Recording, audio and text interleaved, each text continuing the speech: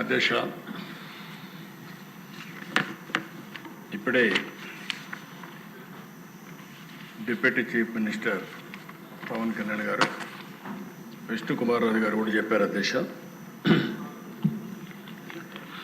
ఇప్పటికే రాష్ట్రం చాలా నష్టపోయాం. ఒకటి, బైఫర్కేషన్ వల్ల మనకు కొన్ని డిసడ్వాంటేజెస్ వచ్చాయి.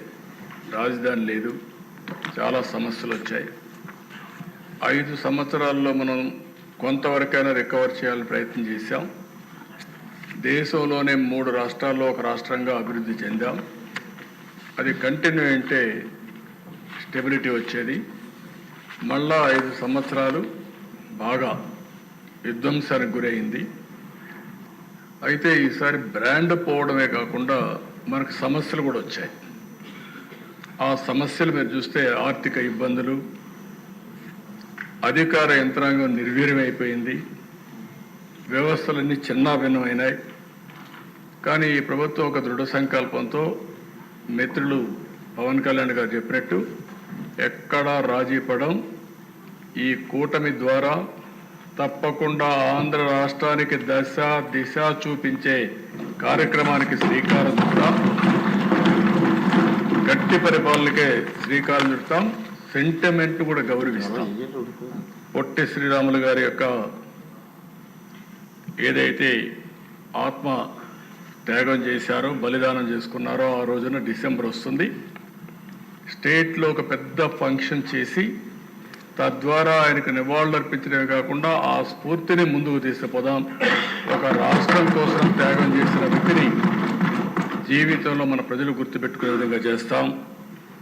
కన్యకా పరమేశ్వరి, దీనికి కూడా మనం ఆలోచించి ప్రాధాన్యత ఇచ్చాం.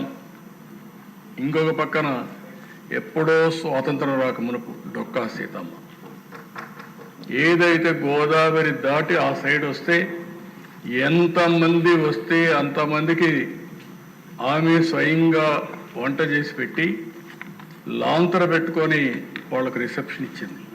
రాత్రిలో వచ్చినా ఎప్పుడొచ్చినా స్వాగతం పలికింది. అలాంటి స్ఫూర్తి ఇప్పుడు కూడా ఈస్ట్ గోదావరి ఏ మారుమూల గ్రామానికి వెళ్ళినా డొక్కా సీతమ్మ గారిని గుర్తుపెట్టుకుంటారు. అందుకే మిడ్ డే మీల్ స్కీమ్కి ఆవిడ పేరు అక్కడ పెట్టాం. ఇది ఒక మన పూర్వీకుల్ని మనం గౌరవించుకుంటే మనల్ని మనం గౌరవించుకుంటే అవుతుంది. అలాంటి సెంటిమెంట్స్ అన్ని కాపాడుకునే బాధ్యత తీసుకొస్తాం. ఇంకో పక్క రాష్ట్రంలో మాకు ఎవ్వరికి కూడా ఇక్కడ అనుమానం లేదు, నాకంటే ఎక్కువ గట్టిగా ఉన్నాడు పవన్ కళ్యాణ్ గారు. ఎక్కడైతే ఈ సోషల్ మీడియాలో కానీ లేకపోతే గంజాయి కానీ ఎవరైతే అరాచకాలు చేస్తున్నారో అరాచక శక్తుల్ని పూర్తిగా కట్టడి చేయాలని డిటర్మినేషన్ వరకు ఉంది. నేను ఒకటే, వారి ద్వారా మేమిద్దరం కూడా హామీ ఇస్తున్నాం, ప్రజలకు హామీ ఇస్తున్నాం. రాజీ పడం, సంఘ విద్రోహక శక్తుల్ని అరికడతాం. ఎవరైనా సోషల్ మీడియా ద్వారా ఏ ఆడబిడ్డని అవమానం చేసే విధంగా ప్రవర్తిస్తే అదే చివరి రోజు వాళ్ళు గుర్తుపెట్టుకోమని మరొక్కసారి హెచ్చరిస్తున్నాం. ఈరోజు గౌరవప్రదంగా ఇక్కడికి వచ్చేది ప్రజా జీవితంలో ప్రజాసేవ చేయాలనుకుని వస్తాం. అలాంటిది వచ్చి తెల్లవారితో నిద్రలేచి ఎవడు మన మీద సోషల్ మీడియాలో ఏం పెట్టాడు అని మనం చూసుకోవాల్సిన పరిస్థితి లేదు. రాజకీయాన్ని రాజకీయంగా ఛేదిద్దాం. అదే సమయంలో ఇష్టానుసారంగా క్యారెక్టర్ అసాసినేషన్ చేస్తే మాత్రం వదిలిపెట్టం. గత ఇక మీదట మాత్రం ఏదైతే నేను ఒకటే చెప్తున్నా, నా జీవితంలో నేను ఎక్కడా రాజీ పడను. తీవ్రవాదులపైన పోరాడాను, నా ప్రాణానికి ముప్పు వచ్చినా పడలేదు. మత విద్వేషాల్ని కంట్రోల్ చేశాను. ముఠా నాయకుల్ని ఎక్కడికక్కడ కట్టడి చేశాం. ఈరోజు రాయలసీమలో ముఠాలు లేకుండా ఒకప్పుడు సినిమాలు తీస్తే రాయలసీమ కథలే పెట్టేవాడు సినిమాలంతా కూడా. అలాంటిది ఇప్పుడు వాళ్ళు సినిమాలు తీయాలన్న పాత చరిత్ర తీయడమే తప్ప ఇప్పుడు కొత్తగా ఎక్కడ సంఘటనలు లేవు. అలాంటి చరిత్ర రాదు. అదే సమయంలో ఈరోజు రౌడీలు అనేవాళ్ళు కూడా ఉన్నారు, ఇంకా అక్కడక్కడ ఉన్నారు. కొంతమంది బ్లేడ్ బ్యాచ్ అవి కూడా ఉన్నాయి. వాళ్ళకు కూడా చెప్తున్నా ఈ సభ ద్వారా, బ్లేడ్ బ్యాచ్ జాగ్రత్తగా ఉండండి, చేస్తే మాత్రం మిమ్మల్ని వదిలిపెట్టను. గట్టిగా కాదు, మీరు ఒక కన్నెర్ర చేసే వరకే కానీ zero tolerance on law and order. There is no second thought. ఇంకా పకడ్బందీగా నిర్వహిద్దాం. పోలీసు వ్యవస్థను ఇప్పటికే ప్రక్షాళన చేస్తున్నాం. ఇంకా అక్కడక్కడ ఉంటే 1-2 ఉంటే అవి కూడా వేరేస్తాం. ఎక్కడ చూసినా పకడ్బందీగా నేను ఒకటే మా మెంబర్స్ కోరుతున్నా, మీరు లా అండ్ ఆర్డర్ మీ చేతికి తీసుకోవద్దండి. ఎవరైనా సరే లా అండ్ ఆర్డర్కు విఘాతం కలిగించే వ్యక్తులుంటే మాత్రం వాళ్ళని ఉక్కు పాదంతో అణిచివేసే బాధ్యత ఈ ప్రభుత్వాన్ని చెప్పి మరొకసారి మీ అందరికీ హామీ ఇస్తున్నా. అది కూడా చేస్తాం. ఇవన్నీ చేసి ఈరోజు పవన్ కళ్యాణ్ గారి తాపత్రయం కూడా మీరు చూశారు.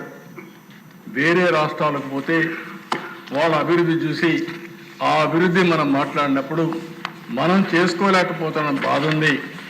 ఈరోజు ఒక హైదరాబాద్ పోయినా, ఒక బెంగళూరు పోయినా, ఒక చెన్నైకి పోయినా, ఒక ముంబైకి పోయినా వాళ్ళు మనకంటే ముందుకు పోయారని బాధ ఉంది. అలాంటి బాధ లేకుండా ఇక్కడ ప్రజలకు కూడా న్యాయం చేసే బాధ్యత ఎన్డీఏ కూటమి తీసుకుంటామని మరొక్కసారి హామీ ఇస్తూ తప్పకుండా జరుగుతుంది. దానికి మొదటి అడుగే నిన్న పెట్టుబడులు రావడం.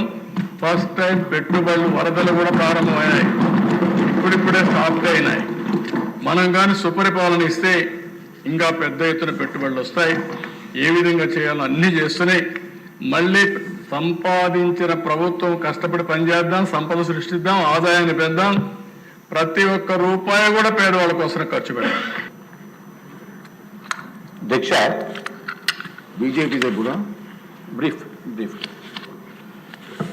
అధ్యక్ష, గౌరవ ముఖ్యమంత్రి గారు అట్లాగే డిప్యూటీ సీఎం గారు మన రాష్ట్రాన్ని ఏ విధంగా 150 రోజులు 160 రోజుల్లో ఎంత ప్రగతి పదంగా తీసుకుని వెళ్ళింది సవివరంగా వివరించారు అధ్యక్ష. నిజంగా కూడా ఆంధ్ర రాష్ట్ర ప్రజలు ఏనాడో చేసుకున్న పుణ్యఫలంగా మనకి ఆంధ్ర రాష్ట్రానికి ముఖ్యమంత్రి గారు అట్లాగే చంద్రబాబు నాయుడు గారు, పవన్ కళ్యాణ్ గారు, భారతీయ జనతా పార్టీ నాయకులు సపోర్ట్ తోటి ఈ విధమైన అభివృద్ధి పదంలోకి వెళ్ళటానికి కారణమైంది అధ్యక్ష. తప్పనిసరిగా ఏదైతే పవన్ కళ్యాణ్ గారు చెప్పారో మనకి ఈ పదవీ కాలంలోనే, అంటే ఈ టర్మ్లోనే ఎట్టి పరిస్థితుల్లోని $1 ట్రిలియన్ ఎకానమీగా మనకి ఆంధ్ర రాష్ట్రము ప్రగతి పదంలోకి వెళ్తుందని చెప్పడానికి ఏమాత్రం సందేహం లేదు. అట్లాగే మేము కూడా మనస్ఫూర్తిగా చంద్రబాబు నాయుడు గారు ఉన్నంత వరకు కూడా ముఖ్యమంత్రిగా ఈ రాష్ట్రాన్ని పరిపాలించాలని చెప్పి మేము కోరుకుంటున్నాం. ఎందుకంటే ఇది చిన్న విషయం కాదు. మనకి ఒక్క ఛాన్స్ అని చెప్పి జగన్మోహన్ రెడ్డి గారు ఎంత డిస్ట్రక్షన్ చేసి మానసికంగా ప్రతి ఒక్కరిని ఇబ్బంది పెట్టి, ఆర్థికంగా ఇబ్బంది పెట్టి, పెద్దలను చూడకుండా కూడా వాళ్ళు తరపున ఉన్న వెనకాల బ్యాక్గ్రౌండ్లో రౌడీజం చేసి రకరకాల ఇబ్బందులు పెట్టిన మాత్రం వదలకూడదు అధ్యక్ష. తమరి ద్వారా నేను కోరేది, అంతకుముందు ఎవరైతే ఈ 5 సంవత్సరాల కాలంలో దుర్మార్గంగా ప్రవర్తించారు, అంటే ఆఖరికి ముఖ్యమంత్రి గారిని, మాజీ ముఖ్యమంత్రి అని చూడకుండా వారి ఇళ్లపైన దాడి చేసిన వ్యక్తుల్ని కూడా మనం ఇంకా పూర్తిగా తగిన న్యాయం చేయలేదు వాళ్ళకని చెప్పి నేను తెలియజేసుకుంటున్నాను అధ్యక్ష. అట్లాగే పవన్ కళ్యాణ్ గారు, నేను లాస్ట్ టైం కూడా నేను ప్రస్తావించాను అధ్యక్ష, విశాఖపట్నం వచ్చినప్పుడు ఎంత ఇబ్బంది పెట్టారో, అట్లాగే చంద్రబాబు నాయుడు గారిని కూడా ఎంత ఇబ్బంది పెట్టారు విశాఖపట్నం ఎయిర్పోర్ట్లో. అనిత గారిని అడిగితే అమ్మో నన్ను అది అసలు తలుచుకోని దానికి కూడా నాకు వణుకు వస్తుందని చెప్పిన మన ముఖ్యమంత్రి మన హోంమంత్రి వర్యులు. ఎందుకంటే అంత భయానకమైన పరిస్థితి. నేను ఆ రోజు విశాఖపట్నంలో ఉన్నాను, కానీ నేను ఎక్కడ దూరంగా ఉన్నామలా అని నేను వ్యక్తిగతంగా రాలేనటువంటి పరిస్థితి అధ్యక్ష. తప్పనిసరిగా ఏదైతే ఒక పక్కన ప్రగతి పదంలో మనం ముందుకు వెళ్తున్నామో, అదేవిధంగా అరాచకాన్ని మనము అణచవలసిన బాధ్యత గౌరవ ముఖ్యమంత్రి గారి పైన, డిప్యూటీ సీఎం గారి పైన ఉంది అని చెప్పి తెలియజేసుకున్నాం అధ్యక్ష. ఇంకొక నిమిషం అధ్యక్ష, ఎన్నో పాపాలు చేసిన వ్యక్తి, ఎన్నో దారుణమైన అకృత్యాలకు పాల్పడిన వ్యక్తే పాప భీతితోటి పరదాలు వెనకాల దాక్కుని ఉంటారు అధ్యక్ష. ఇప్పుడు నేను మొన్న విజయవాడ వచ్చినప్పుడు ఈ జగన్మోహన్ రెడ్డి గారు ఇల్లు ఎలా ఉంటుందో చూడటానికి రోడ్డు మీద వెళ్ళటం చూశాను అధ్యక్ష. అది ఎట్లా ఉందంటే అధ్యక్ష, నేను ఏదో చైనాలో ఒకసారి గ్రేట్ వాల్ ఆఫ్ చైనా చూశాను అధ్యక్ష. ఆ విధంగా బిల్డప్ చేసుకుని టోటల్గా మొత్తం బ్యారికేడింగ్ తోటి, అది డిఫెన్స్ మినిస్ట్రీలో కూడా మనకి ఇండియా పాకిస్తాన్ వార్లో కూడా సెన్సిటివ్ ఏరియాస్లో కూడా అంత కట్టుదిట్టమైన కంచె ఉండదు అధ్యక్ష. ఒక పక్కన అటువంటిది ఉంది. రెండో పక్కన అధ్యక్ష, మన ముఖ్యమంత్రి గారు చంద్రబాబు నాయుడు గారు ముఖ్యమంత్రి అయినప్పటికీ కూడా ఆ వారి ఇంటి దగ్గరికి వెళ్తే 2 పుల్లలు ఉంటాయి అధ్యక్ష, కేవలం 2 ఐరన్ బార్స్, అది సెక్యూరిటీ. అంటే భయం లేకుండా నిజాయితీతోటి ప్రజల గురించి పనిచేసే వాళ్ళు ఏ విధంగా ఉంటారో, అన్యాయంగా